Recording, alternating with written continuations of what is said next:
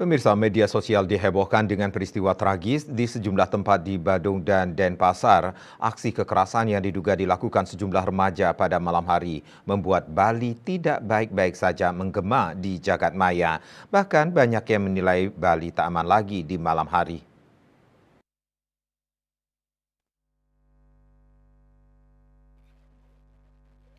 Tiga peristiwa yang viral yakni kasus pembunuhan di Sempidi yang diduga kuat dilakukan geng motor Selasa 16 Januari dini hari, kasus penyerangan di Cemagi pada Rabu 17 Januari dini hari, dugaan penganiayaan di Jalan Gunung Soputan, Denpasar, dan aksi begal di malam hari. Belum diketahui secara pasti motif rentetan peristiwa berdarah itu, namun banyak pihak yang khawatir apalagi peristiwa terjadi malam hari bahkan dini hari. Tak sedikit yang mengecam kejadian itu hingga polisi didesak untuk mengungkap dan menangkap pelakunya. Peranan orang tua, pihak sekolah, patroli aparat penegak hukum, hingga menghidupkan kembali siskamling menggema di medsos. Menyikapi peristiwa beruntun itu, praktisi hukum Dr. M. Sukedi SHMH berpendapat bahwa secara teori hukum, kenakalan remaja itu ada dua penyebab secara umum, yakni internal dan eksternal. Secara teori dan praktek keduanya mempunyai pandangan yang sama, internal dari pihak pelaku dan eksternal bisa dari keluarga, lingkungan, dan sekolah.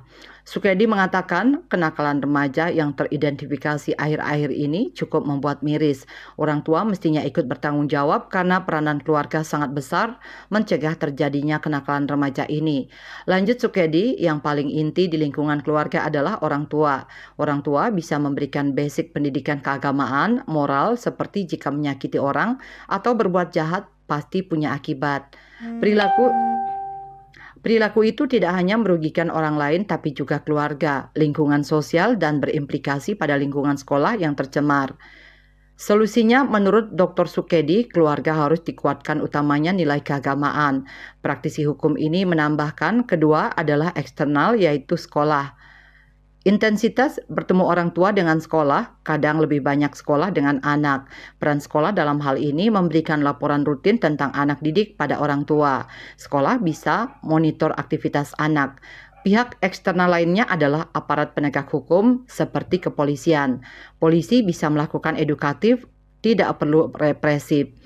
Misalnya jika tercium adanya gelagat mencurigakan, adanya kerumunan anak-anak remaja sedang nongkrong hingga larut malam, apalagi minum minuman keras, mutlak polisi melakukan pendekatan secara persuasif, karena jika dibiarkan akan memicu titik-titik adanya gesekan. Inilah perlu dilakukan pencegahan. Oleh karenanya, dia sepakat bahwa aparat bersama masyarakat lingkungan terdekat melakukan patroli berkesinambungan. Setidaknya, aparat penegak hukum juga menerjunkan patroli yang bersifat penyamaran untuk mengetahui secara dini potensi yang terjadi di masyarakat. Miase Bali Post melaporkan.